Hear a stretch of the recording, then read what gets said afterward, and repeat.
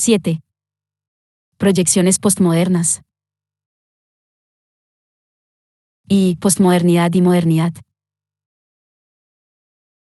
Marxismo y posmodernidad, esta combinación suele parecer extraña o paradójica y, en cierto sentido, extremadamente inestable, de tal modo que muchos concluyen respecto a mi propio caso que, al haberme convertido en un postmoderno, debo de haber dejado de ser marxista en un sentido relevante, o, en otras palabras, estereotípico. Y es que ambos términos, en plena posmodernidad, acarrean toda una carga nostálgica de imágenes pop. Así, el término marxismo se sedimentaría en fotografías amarillentas de la época de Lenin y la Revolución Soviética, y el término posmodernidad sugeriría inmediatamente una vista panorámica de chabacanos hoteles nuevos. Acto seguido, el vertiginoso inconsciente conforma toda prisa la imagen de un restaurante de tipo nostálgico, pequeño y reproducido a conciencia, decorado con viejas fotografías y en el que unos camareros soviéticos sirven lentamente mala comida rusa, oculto en un flamante alarde arquitectónico rosa y azul.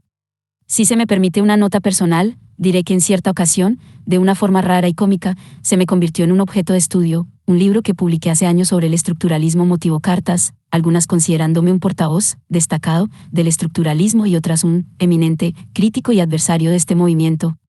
En realidad, yo no era ni lo uno ni lo otro, pero mi condición de ninguno tuvo un carácter relativamente complicado e inusual que a la gente le fue difícil comprender. En lo que respecta a la posmodernidad, y a pesar del esfuerzo que me costó en mi primer ensayo sobre el tema explicar qué tan imposible, intelectual o políticamente, era aclamar la posmodernidad como desaprobarla, signifique esto lo que signifique. Los críticos de vanguardia se apresuraron a identificarme con un vulgar sicario marxista, mientras que algunos camaradas de buen corazón concluyeron que, siguiendo el ejemplo de tantos predecesores ilustres, había terminado perdiendo los estribos y me había hecho postmarxista. Para cierto lenguaje, esto significa ser un renegado y un chaquetero; para otro, alguien que prefiere cambiar antes que luchar. Muchas de estas reacciones parecían confundir gusto, u opinión, análisis y valoración. Yo creía que nos interesaba mantener separadas estas tres cosas. El gusto, en el amplio sentido que le dan los media, o sea, como preferencias personales, correspondería entonces a lo que noble y filosóficamente se solía llamar juicio estético. El cambio de los códigos y la caída barométrica de la dignidad léxica es, como poco, un índice del desplazamiento que ha sufrido la estética tradicional y de la transformación de la esfera cultural en los tiempos modernos. El análisis es esa combinación, peculiar y rigurosa, de análisis formal histórico que constituye la tarea específica del estudio literario y cultural, si lo precisamos diciendo que es la investigación de las condiciones históricas de posibilidad de las formas específicas. Quizá podamos dilucidar por qué cabe decir que estas perspectivas gemelas, que en el pasado se solían ver como irreconciliables o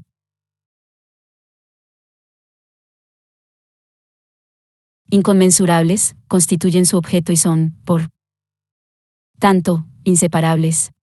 En este sentido, el análisis puede entenderse como un conjunto de operaciones muy distinto del periodismo cultural que se articula en torno al gusto y la opinión, y sería importante precisar ahora la diferencia existente entre este periodismo, con su indispensable función de reseñar, y lo que llamaré valoración. Esta ya no se plantea si una obra es buena, como el antiguo juicio estético, sino que intenta mantener vivas, o reinventar, las valoraciones de tipo sociopolítico que se cuestionan la calidad de la vida social mediante el texto o la obra de arte individual, o bien aquellas otras valoraciones que aventuran un juicio sobre los efectos políticos de corrientes y movimientos culturales de manera menos utilitaria y con más simpatía hacia la dinámica de la vida cotidiana que los primeitas e índices de tradiciones anteriores. En lo que se refiere al tema del gusto, y como habrán advertido los lectores de los capítulos anteriores, escribo, en términos culturales, como un consumidor relativamente entusiasta de la posmodernidad, al menos de algunos aspectos suyos. Me gusta la arquitectura y gran parte del arte visual reciente, sobre todo la nueva fotografía. La música no está mal para escucharla, ni la poesía para leerla. La novela es la más débil de las nuevas áreas culturales, y la superan considerablemente sus homólogos narrativos del cine y el video, al menos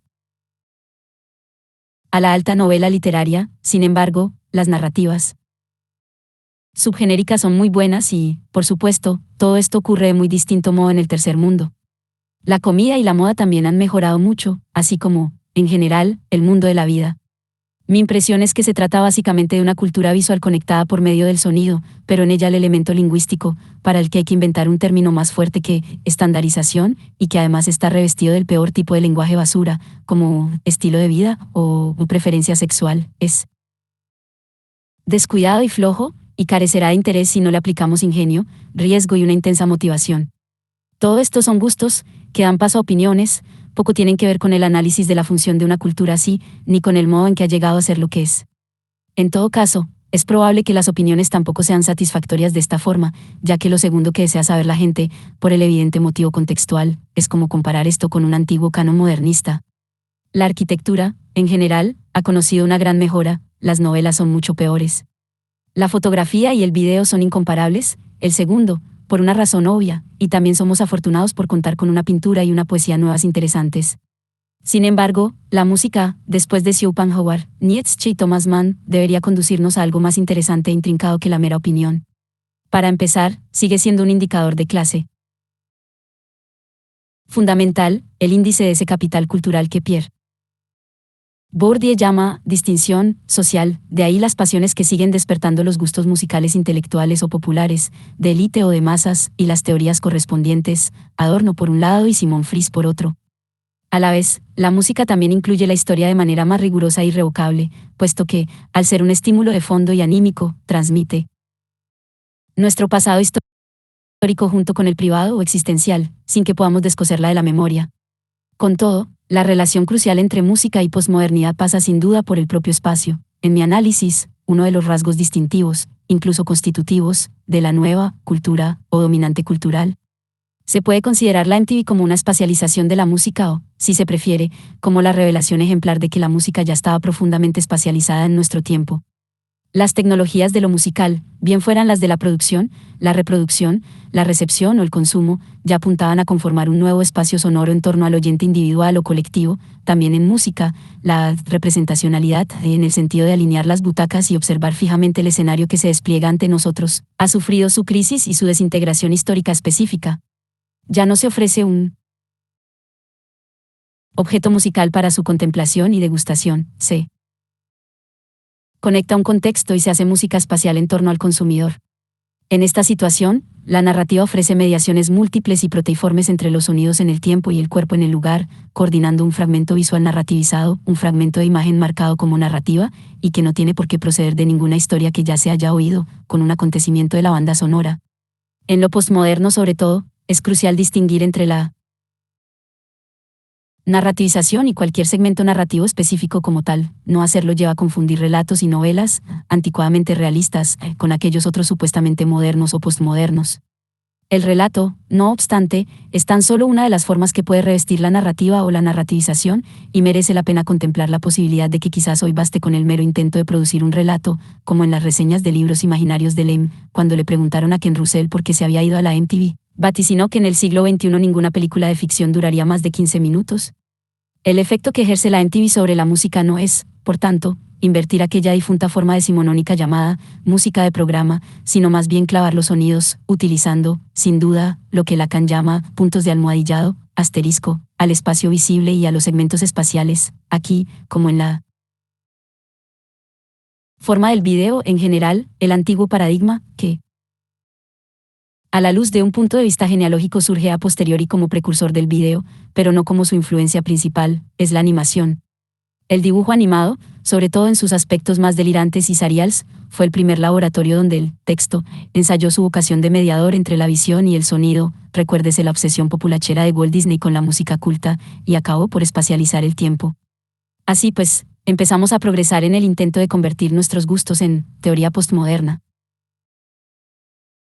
Cuando cobramos distancia para atender al propio sistema de las bellas artes, la ratio entre las formas y los media, de hecho, la figura que han adquirido los propios media al sustituir tanto a la forma como al género, el modo en que el mismo sistema genérico, como reestructuración y nueva configuración, por mínimo que haya sido el cambio, expresa lo postmoderno y, a través suyo, el resto de cosas que nos están ocurriendo.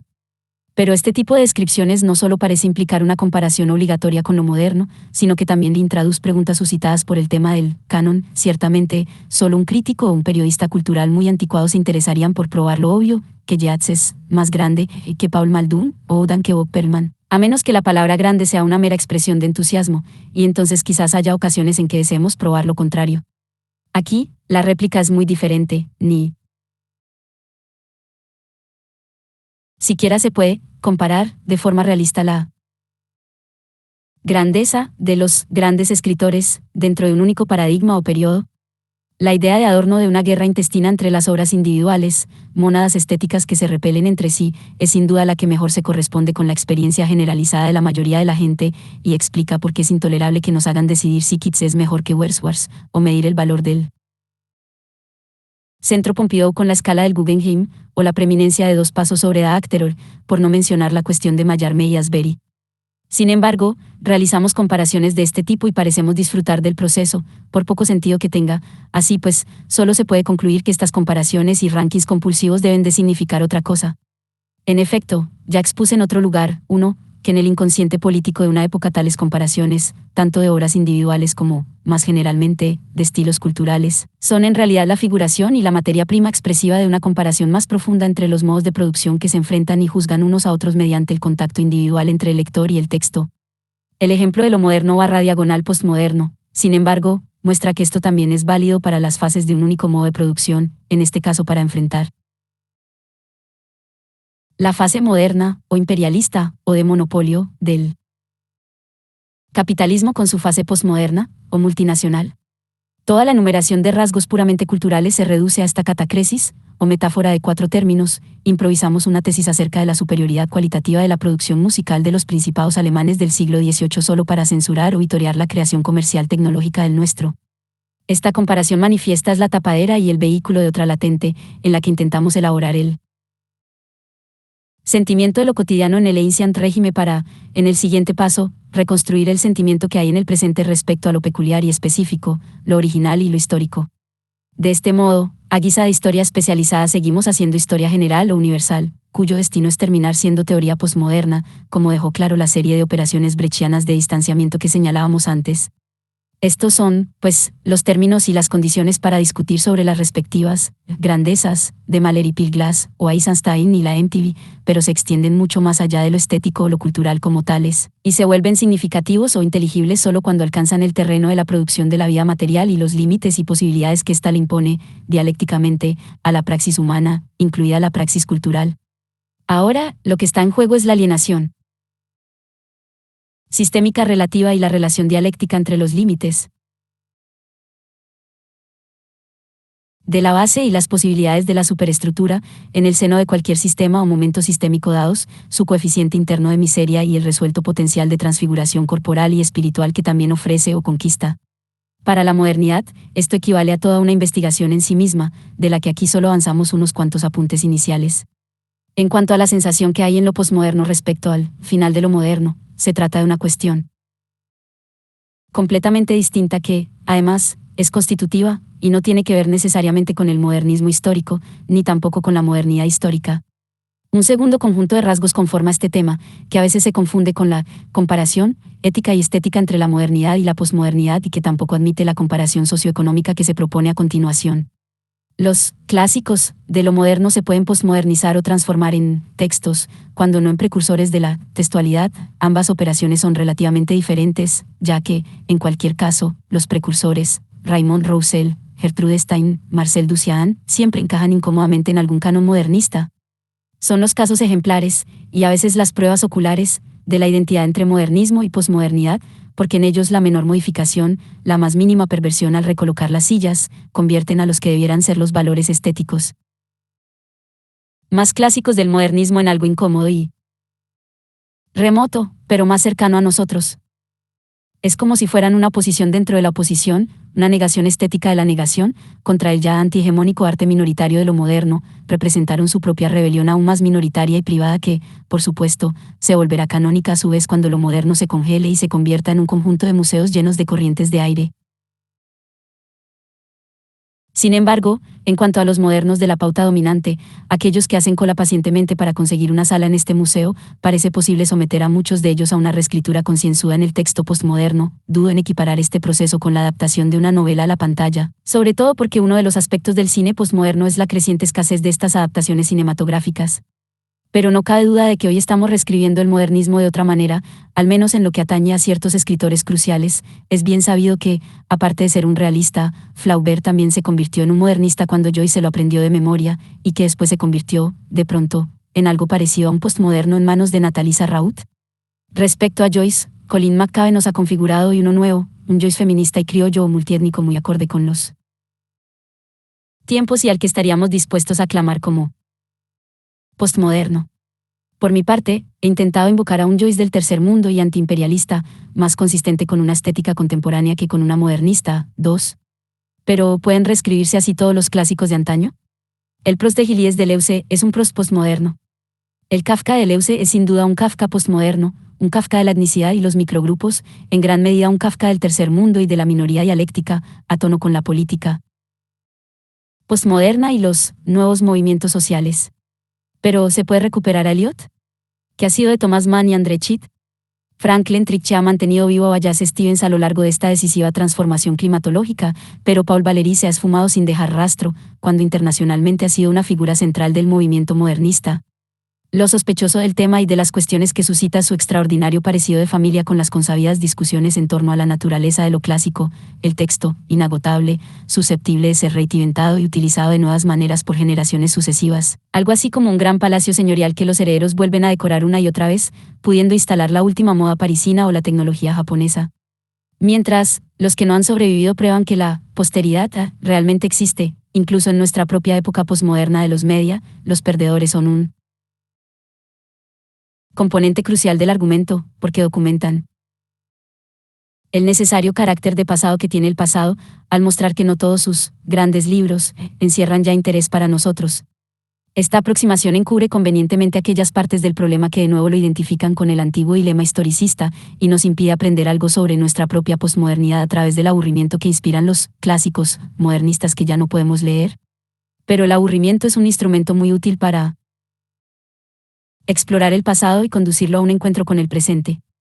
En cuanto a los otros que sí sobrevivieron, al precio de una cierta renovación o inmaculación. 3. Una cierta Umfundionierung, Flauberta de leerse mucho más despacio, por ejemplo, con el fin de deshacer el hilo del relato y convertir las oraciones en los momentos de un texto postmoderno, evidentemente tendrán algo que decirnos sobre una situación de modernidad que seguimos compartiendo.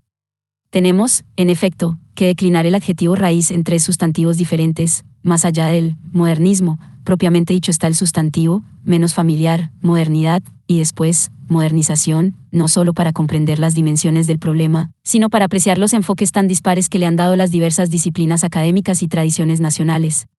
Modernismo ha llegado tan solo recientemente a Francia, al igual que modernidad, a nosotros los norteamericanos. Modernización pertenece a los sociólogos. El español tiene 2 palabras distintas para movimientos artísticos, modernismo y vanguardismo, etc.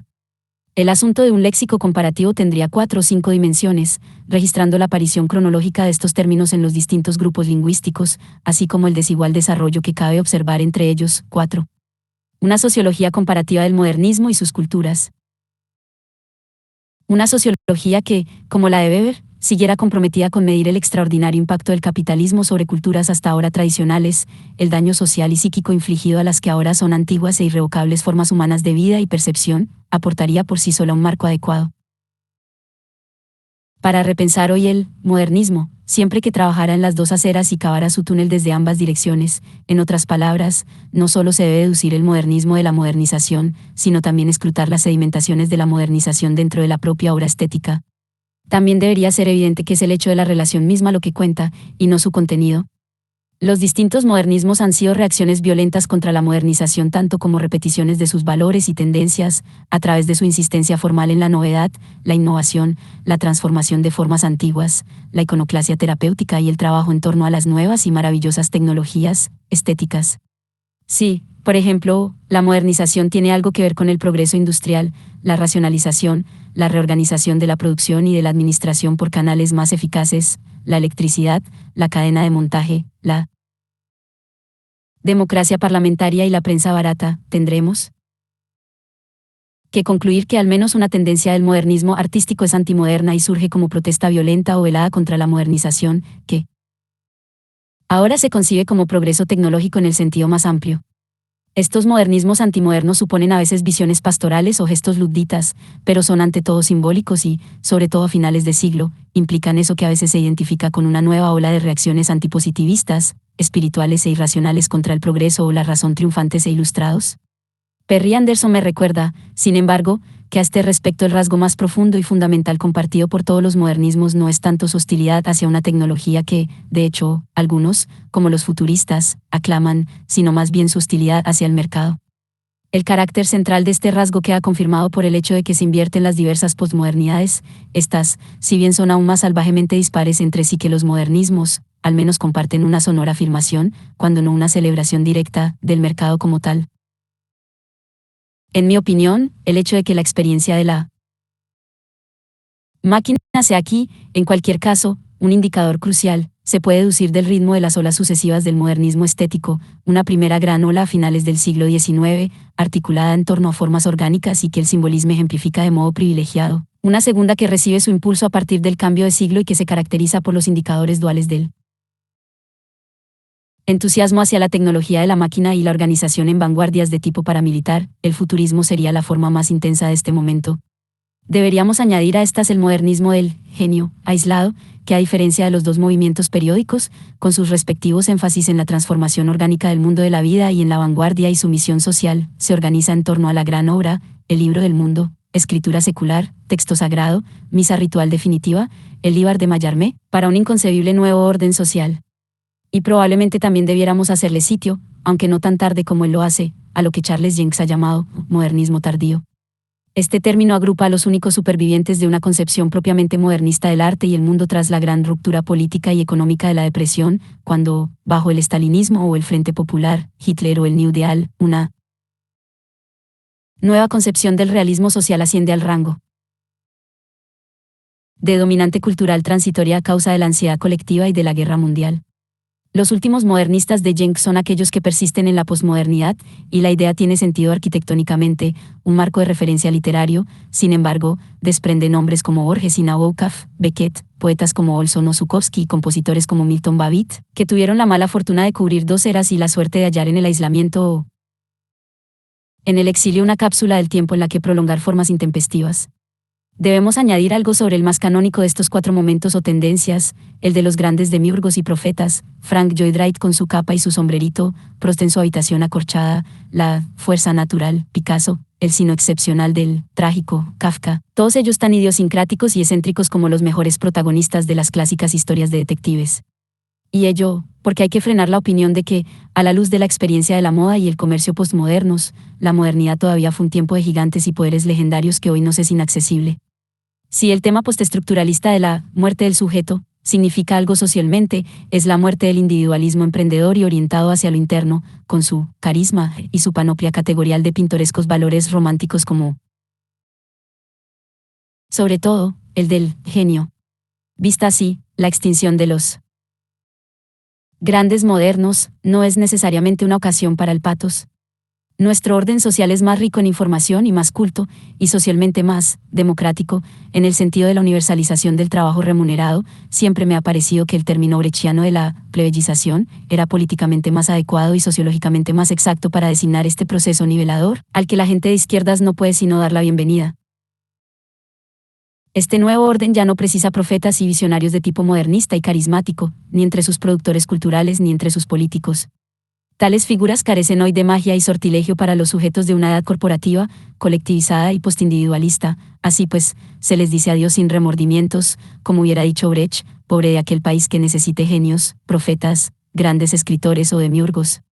Lo que debemos retener históricamente es el hecho de que hubo un momento en que existió este fenómeno. Una perspectiva posmoderna de los grandes creadores modernistas no debería rebatir la especificidad social histórica de aquellos sujetos centrados, de los que hoy dudamos, sino más bien aportar nuevas maneras de comprender sus condiciones de posibilidad. Este proceso se inicia al considerar a los nombres que antaño fueron célebres no ya como caracteres que desbordan la realidad o como grandes almas, sino más bien, sin antropomorfismo, y por oposición a él, como carreras. Es decir, como situaciones objetivas en las que un joven artista ambicioso en torno al cambio de siglo podía concebir la posibilidad objetiva de convertirse en el mayor pintor, o poeta, o novelista, o compositor, de la época. La posibilidad objetiva no se encuentra ahora en el talento subjetivo como tal ni en una riqueza o una inspiración internas, sino más bien en estrategias de carácter casi militar, basadas en la superioridad de la técnica y el territorio, en la valoración de las fuerzas contrarias, en una sagaz maximización de los recursos específicos e idiosincráticos de cada cual. Sin embargo, esta aproximación al genio, que ahora asociamos al nombre de Pierre Bourdieu, 5, debería distinguirse claramente de un ressentiment demoledor o desmitificador, como el que parece que sintió Tolstoy ante Shakespeare y, mutatis mutandis, ante el papel de los grandes hombres, de la historia en general. A pesar de Tolstoy, creo que seguimos admirando a los grandes generales, junto a sus homólogos, los grandes artistas, 6, pero la admiración se ha desplazado desde su subjetividad innata a su talento histórico, a su capacidad de aquilatar la situación actual y evaluar sobre el terreno su potencial sistema de permutaciones. Tengo la impresión de que esta es una revisión propiamente postmoderna en el terreno de la historiografía biográfica, que sustituye de modo característico lo vertical por lo horizontal, el tiempo por el espacio, la profundidad por el sistema. Pero la desaparición del gran escritor en la posmodernidad obedece a una razón más fuerte. Se trata simplemente de lo que a veces se llama desarrollo desigual, en una edad de monopolios y sindicatos, de una colectivización cada vez más institucionalizada, siempre hay algo que se queda rezagado. Algunas partes de la economía siguen siendo enclaves arcaicos, artesanales, otras son más modernas y futuristas que el futuro mismo. A este respecto, el arte moderno extrajo su poder y sus posibilidades a partir de su condición de para muy vieja reliquia en el seno de una economía modernizante, glorificó, vitoreó y dramatizó viejas formas de producción individual que el nuevo modo de producción estaba a punto de desplazar y borrar de otros lugares. La producción estética ofreció la visión utópica de una producción en general más humana, y en el mundo de la etapa capitalista del monopolio fascinaba ofreciendo la imagen de una transformación utópica de la vida humana. Sin ayuda ninguna, Joyce produce en sus habitaciones de París todo un mundo, él solo y sin estar en deuda con nadie, pero los seres humanos de las calles exteriores a aquellas habitaciones carecen de toda sensación comparable de poder y control, de productividad humana, del sentimiento de libertad y autonomía que viene cuando, como Joyce, se pueden tomar o al menos compartir las propias decisiones. Como forma de producción, entonces, el modernismo, incluidos los grandes artistas y productores, transmite un mensaje que poco tiene que ver con el contenido de las obras individuales, es lo estético como pura autonomía, como satisfacción transfigurada de lo artesanal.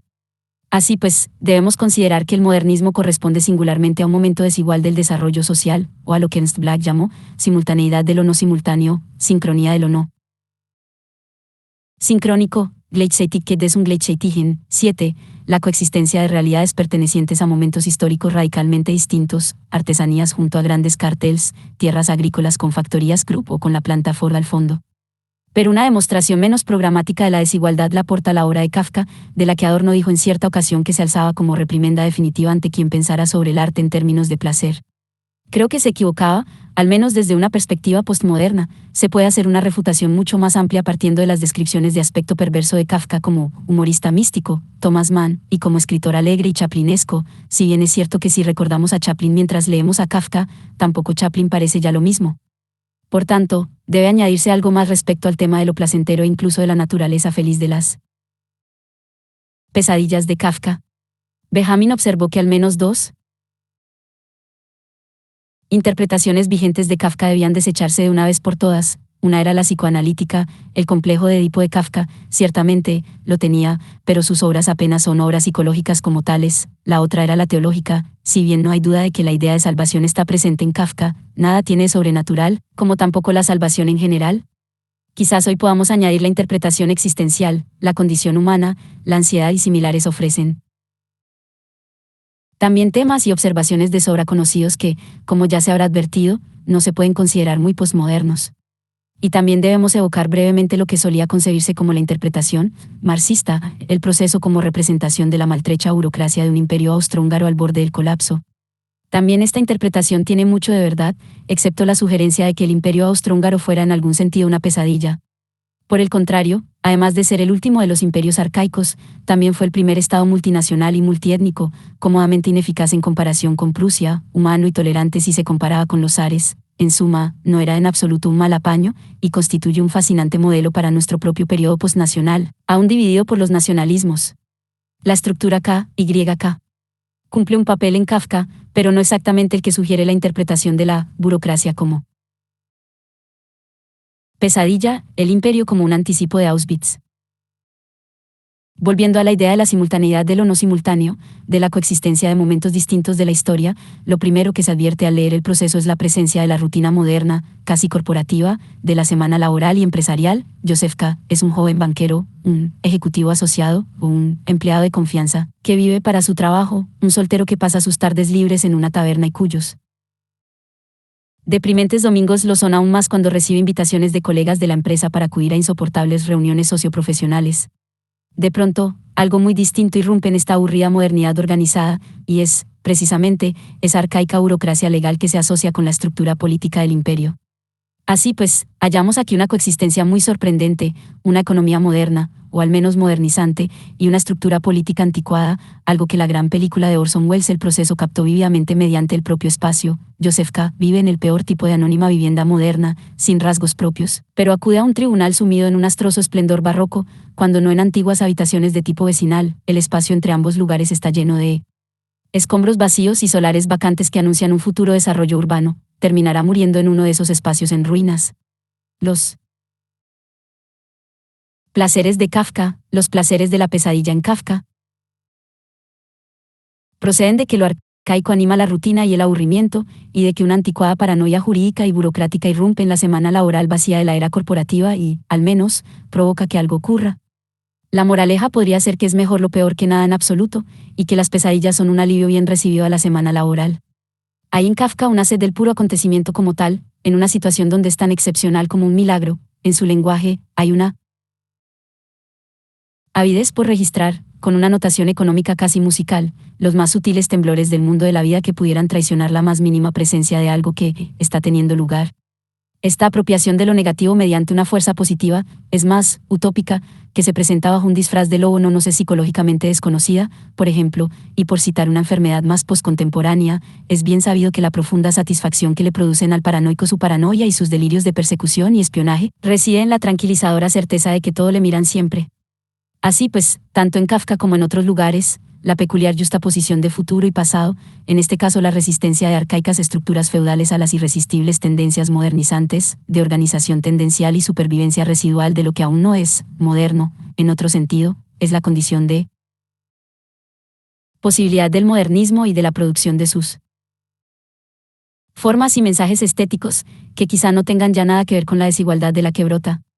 La paradójica consecuencia es que, en tal caso, lo posmoderno debe categorizarse como una situación en la que la supervivencia, el residuo, el vestigio, lo arcaico, se ha borrado finalmente sin dejar huella. En lo postmoderno, pues, el propio pasado ha desaparecido, junto con el conocido sentido del pasado, o historicidad y memoria colectiva. Allí donde siguen en pie sus edificios, la renovación y la restauración les permiten transferirse por completo al presente a modo de esas cosas tan distintas y posmodernas llamadas simulacros. Ahora todo se organiza y se planea, la naturaleza se ha olvidado triunfalmente, junto a los campesinos, el comercio pequeño burgués, la artesanía, las aristocracias feudales y las burocracias imperiales. La nuestra es una condición modernizada de modo más homogéneo, ya no tenemos que soportar la vergüenza de las no simultaneidades y de las no sincronías. Todo ha llegado a marcar la misma hora en el gran reloj del desarrollo o de la racionalización, al menos desde la perspectiva de Occidente. En este sentido, podemos afirmar o bien que el modernismo se caracteriza por una situación de modernización incompleta, o bien que la posmodernidad es más moderna que la propia modernidad. Podríamos añadir, por tanto, que lo que se ha perdido en lo posmoderno es la modernidad como tal, en el sentido de la palabra de algo específico y distinto del modernismo tanto como de la modernización. En efecto, nuestros viejos amigos la base y la superestructura parecen imponerse de nuevo fatalmente, si resulta que la modernización es la base, y el modernismo la forma que reviste la superestructura como reacción a ese desarrollo ambivalente, entonces quizás la modernidad caracterice el intento de obtener un fruto coherente de su relación. De ser así, la modernidad describiría cómo se siente la gente moderna respecto a sí misma. Parece que la palabra no tiene que ver con los productos culturales o industriales, sino con los productores y los consumidores, y con cómo se sienten al producir los productos o bien viviendo entre ellos. Este sentimiento moderno consistiría ahora en la convicción de que nosotros mismos somos, de alguna manera, nuevos, de que comienza una nueva era, de que todo es posible y nada puede volver a ser igual. Tampoco queremos que nada sea otra vez lo mismo, queremos volverlo nuevo, librarnos de todos los viejos objetos, valores, mentalidades y modos de hacer las cosas y, de alguna manera, transfigurarnos. Il faut être absolument modern, asterisco, exclamó Rimbaud, hemos de ser, de algún modo, absoluta y radicalmente modernos, y esto significa, supuestamente, que también nosotros tenemos que volvernos modernos, es algo que hacemos, no solo algo que nos ocurre. Nos sentimos hoy así, en plena posmodernidad. Sin duda, nos sentimos que estemos viviendo entre cosas e ideas polvorientas, tradicionales, aburridas y antiguas. El gran arrebato poético de Apollinaire contra los antiguos edificios de la Europa de 1910 y contra el espacio de la propia Europa, a la fin tú es las de ce monde ancien, por fin estás harto y cansado de este mundo anticuado, probablemente no exprese el sentimiento contemporáneo, poscontemporáneo, ante el supermercado o la tarjeta de crédito. La palabra nuevo ya no es nueva ni prístina. ¿Qué sugiere esto sobre la experiencia posmoderna del tiempo, del cambio o de la historia? En primer lugar, implica que estamos utilizando el tiempo o la experiencia vivida e histórica y la historicidad como una mediación entre la estructura socioeconómica y la valoración cultural e ideológica que hacemos de ella, también como un tema que privilegiamos provisionalmente para orquestar nuestra comparación sistémica entre los momentos moderno y posmoderno del capital. Más adelante, desarrollaremos esta cuestión en dos direcciones. Primero, en torno a la sensación de diferencia histórica, única frente a otras sociedades, que una cierta experiencia de lo nuevo, en lo moderno, parece alentar y perpetuar, y, segundo, analizando el papel de las nuevas tecnologías, y su consumo, en una posmodernidad que evidentemente no demuestra ningún interés en seguir tematizando y valorando lo nuevo como tal. Por el momento, concluimos que la viva sensación de lo nuevo en el periodo moderno solo fue posible debido a la naturaleza mixta, desigual y transicional de aquel periodo, cuando lo viejo coexistía con lo que entonces estaban haciendo. El París de Apollinaire incluía a la vez mugrientos monumentos medievales y abigarradas viviendas renacentistas, pero también automóviles y aviones, teléfonos, electricidad y la última moda en ropa y cultura. Esto último se conoce y siente como nuevo y moderno solo porque también están presentes lo viejo y lo tradicional. Una manera de contar la historia de la transición desde lo moderno a lo postmoderno consiste entonces en mostrar cómo, a la larga, la modernización triunfa y cancela por completo a lo viejo, la naturaleza queda abolida, junto con el campo y la agricultura tradicionales, incluso los monumentos históricos que han sobrevivido se convierten, arreglados, en rutilantes simulacros del pasado, y no en su supervivencia. Ahora todo es nuevo, pero, de la misma manera, la propia categoría de lo nuevo pierde así su significado y se convierte en una especie de supervivencia modernista. Pero quien dice nuevo o lamenta la pérdida de su concepto en una edad postmoderna también invoca fatalmente al espectro de la revolución, ya que su concepto encarnó una vez la visión última del no que, convertido en absoluto, se extendía por los resquicios y detalles más ínfimos de un mundo de la vida transformado. El recurso inveterado a un vocabulario de revolución política y la adopción, a menudo narcisista, por parte de la vanguardia estética de los símbolos de sus homólogos políticos, sugieren la existencia de una actitud política en la forma misma de los modernismos, que arroja una sombra de duda sobre sus tranquilizadoras ideologías académicas, que nos enseñaron una y otra vez que los modernos no eran políticos, ni siquiera muy conscientes socialmente. En efecto, se decía que su trabajo representaba un nuevo giro interno y la apertura de una nueva y profunda subjetividad reflexiva, el carnaval del fetichismo interiorizado, dijo en cierta ocasión Lukács. Y, ciertamente, el ámbito y la diversidad de los textos modernistas les hacen parecer contadores Geiger que captan todo tipo de nuevos impulsos y señales subjetivas, transcribiéndolos de nuevas maneras y mediante nuevos mecanismos de registro. También podemos alegar razones contra esta impresión mediante pruebas empíricas y biográficas de las simpatías de los escritores. Para empezar, Joyce y Kafka eran socialistas, incluso Proust era un dreyfusiano, aunque también un snob, Mayakovsky y los surrealistas eran comunistas, Thomas Mann era, en algunos aspectos, al menos progresista y antifascista, solo los angloamericanos, junto con Yeats, eran auténticos reaccionarios del más oscuro cuño. Pero cabe esgrimir algo más fundamental si se parte del espíritu de las obras mismas, y en concreto de un escrutinio renovado de la misma celebración modernista, del yo que los críticos antipolíticos adujeron para apoyar cierta concepción del subjetivismo de los modernistas. En esto, fueron mano a mano con la tradición estalinista. Quiero proponer, no obstante, la idea alternativa de que la investigación introspectiva que emprende el modernismo de los impulsos más profundos de la conciencia, e incluso del propio inconsciente, siempre estuvo acompañada de un sentido utópico de la transformación o transfiguración inminente del yo en cuestión. Debes cambiar tu vida, le dice paradigmáticamente a Rilke su torso griego arcaico, y de H. Lawrence rebosa presagios de este crucial nuevo cambio de mareas del que, sin duda, habrán de emerger nuevas personas. Lo que ahora hemos de comprender es que esos sentimientos, expresados en relación con el yo, solo podían surgir como correlatos de un sentimiento similar respecto a la sociedad y el propio mundo de los objetos. Y que ese mundo de los objetos, en los avatares de la industrialización y la modernización, parezca temblar al borde de una transformación también crucial y hasta utópica, es lo que permite sentir que el yo está a punto de cambiar.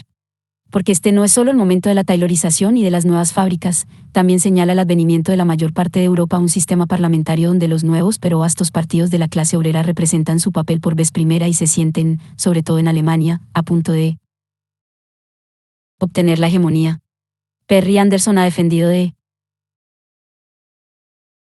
modo convincente que el modernismo en las artes, aunque rechaza la categoría de modernismo por otras razones, se relaciona íntimamente con los vientos de cambio que soplan desde los nuevos y grandes movimientos sociales radicales. 8.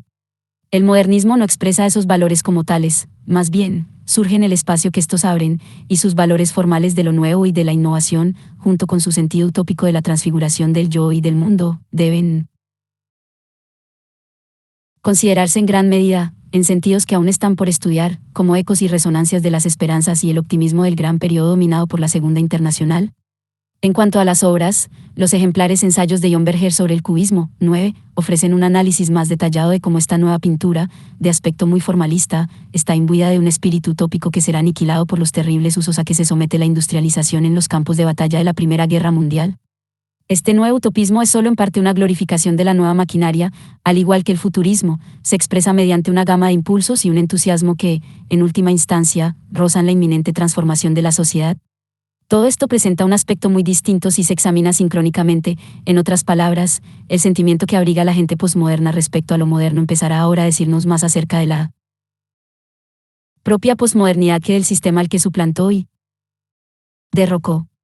Si el modernismo se concebía a sí mismo como una prodigiosa revolución en lo referente a la producción cultural, la posmodernidad, sin embargo, lo hace como una renovación de la producción en cuanto tal, tras un largo periodo de osificación y de morar entre monumentos muertos. A posteriori, resulta ahora que la propia palabra producción, esa paja tan zarandeada por el viento durante los años 60, aunque en aquel momento tendía a designar los proyectos ascético-formalistas más vacíos y abstractos, como los textos tempranos de Sahlers, ha significado algo después de todo, y que ha señalado una auténtica renovación de la cosa que se suponía que significaba. Creo que debemos hablar ahora del alivio de lo posmoderno en general, de la estruendosa desobstrucción de impedimentos y de la liberación de una nueva productividad que al final del periodo moderno estaba tensa y congelada, bloqueada como un músculo agarrotado. Esta liberación fue mucho más significativa que un simple cambio generacional, habiéndose sucedido una serie de generadores durante el reinado paulatinamente canónico de lo propiamente moderno, aunque también afectó a la opinión colectiva de lo que eran, para empezar, las generaciones. Nunca se subrayará simbólicamente lo suficiente el momento, en la mayoría de las universidades de Estados Unidos, a finales de los años 50 o comienzos de los 60, en que los clásicos modernos entraron en el sistema escolar y en las listas de lectura de las universidades. Antes leíamos a Pound por nuestra cuenta, los departamentos de inglés solo llegaban, a duras penas, hasta Tennyson. Esto supuso, a su manera, una especie de revolución de consecuencias inesperadas, que forzaba el reconocimiento de los textos modernos a la vez que los desactivaba, como si fuesen antiguos radicales a quienes por fin se les designa para el gabinete. Respecto a las otras artes, sin embargo, la canonización y la influencia corruptora del éxito habrá de asumir, obviamente, formas muy distintas. En arquitectura, por ejemplo, parece claro que el equivalente al ingreso en la academia es la apropiación por parte del Estado de formas y métodos modernistas, la readaptación que una burocracia estatal expandida, que a veces se identifica como la del Estado del Bienestar, o socialdemocracia, hace de formas utópicas, degradadas a la condición de formas anónimas de construcción a gran escala de viviendas y edificios de oficinas. Los estilos modernistas reciben entonces la impronta de esta connotación burocrática, de modo que romper con ella radicalmente produce cierta sensación de alivio, aunque lo que la sustituye no sea ni la utopía ni la democracia, sino simplemente las construcciones privado-corporativas de lo posmoderno en el postestado del bienestar. La sobredeterminación está aquí presente hasta el punto de que la canonización literaria de lo moderno también expresó una prodigiosa expansión burocrática del sistema universitario en los años 60. Tampoco deberían subestimarse en ninguno de los dos casos las presiones activas que ejercen sobre tales desarrollos las exigencias populares y la demografía, de corte más auténticamente democrático o plebeyo. Lo que debemos inventar es una concepción de la sobredeterminación en la ambivalencia, que dote a las obras de asociaciones a la vez plebeyas y burocráticas, con la confusión política, en absoluto inesperada, que les inherente a esta ambivalencia. Pero esta es solo una imagen para referirnos a algo que precisa un debate más general y abstracto, a saber, la reificación. La palabra probablemente dirija nuestra atención por un camino hoy equivocado, puesto que la transformación de las relaciones sociales en cosas, que tan enfáticamente designa, se ha convertido en una segunda naturaleza. Mientras, esas mismas cosas han cambiado hasta volverse irreconocibles, hasta el punto de que bien podríamos encontrarnos con personas que en un momento y una era tan amorfos como los nuestros defendieran la deseabilidad de lo cosiforme. 10. En todo caso, las cosas posmodernas no son como las que Marx tenía en mente, incluso la cas nexus de las prácticas bancarias actuales es mucho más fascinante que cualquier catexis la vida anal. A. Lo Carlyle. La otra definición de la reificación que ha sido importante en años recientes es la supresión de los rastros de la producción, del objeto, de la mercancía así producida. Estos términos contemplan el asunto desde el punto de vista del consumidor, sugieren la clase de culpa de la que se libera la gente si es capaz de no acordarse de todo el trabajo invertido en sus juguetes y en su mobiliario. La finalidad de que nos rodeemos de nuestro propio mundo de objetos, de paredes y de un espacio recogido o de un silencio relativo es olvidarnos por un rato de esos innumerables otros. No queremos pensar en las mujeres del tercer mundo cada vez que nos sentamos ante el procesador de textos, ni en todas las personas de clase baja y sus vidas de clase baja cuando decidimos utilizar o consumir otros productos de lujo. Sería como tener voces dentro de nuestra cabeza, y, de hecho, todo esto viola el espacio privado de nuestra intimidad y de nuestro cuerpo extenso. Por eso, no cabe duda de que, para una sociedad que quiere olvidarse de la clase, la reificación, en el sentido de empaquetamiento para el consumidor, es muy funcional. El consumismo como cultura implica mucho más, pero este tipo de supresión es, con toda certeza, la precondición indispensable sobre la que se pueden construir todas las restantes. Evidentemente, la reificación de la cultura es una cuestión bastante distinta, ya que los productos de la cultura están firmados, al consumir cultura no deseamos, o cuando menos no necesitamos, olvidar al productor humano T.S. Eliot, Margaret Mitchell, Taz Canini o Jack Benny, ni siquiera Sam Goldwyn o Cecil B. DeMille. El aspecto de la reificación que quiero subrayar en este ámbito de los productos culturales es el que genera una separación radical entre consumidores y productores. La especialización es un término demasiado débil y no dialéctico para esto, pero cumple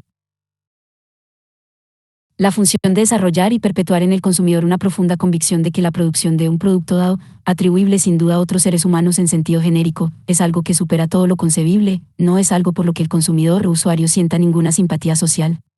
A este respecto, es un poco como el sentimiento que los no intelectuales y la gente de clase baja siempre han tenido respecto a los intelectuales y lo que hacen, ven cómo lo hacen y no parece muy complicado, pero ni siquiera con la mejor voluntad del mundo lo acaban de entender, no ven por qué nadie querría hacer cosas de este tipo, por no decir que desconfían de que posean una idea clara de lo que hacen.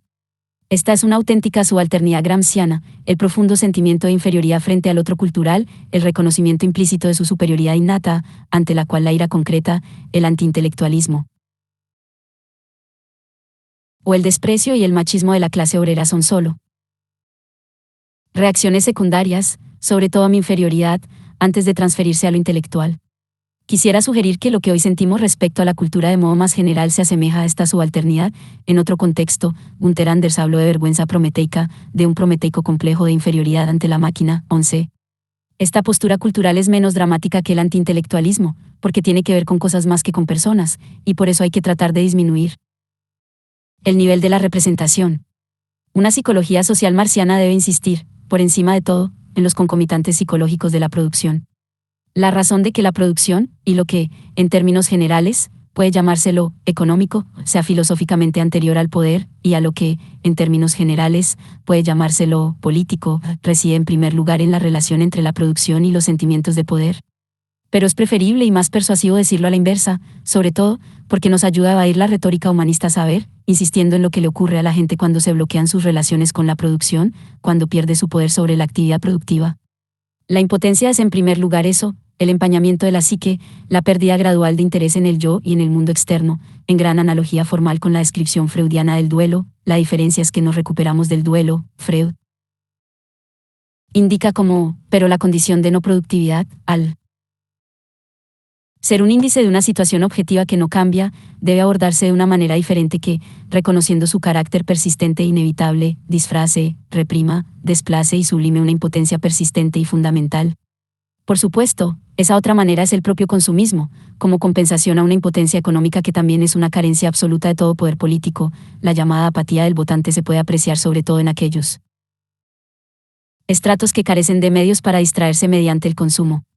Añadiré que el modo en que este análisis adquiere, objetivamente, si se quiere, el aspecto de la antropología o de la psicología social debe incluirse de nuevo en el fenómeno que estamos describiendo. Esta apariencia antropológica o psicológica no es una mera función de un dilema representacional básico ante el capitalismo tardío, que abordaremos más adelante, sino que además es el resultado de que nuestras sociedades no hayan conseguido ninguna clase de transparencia, de hecho, casi equivale a este fracaso.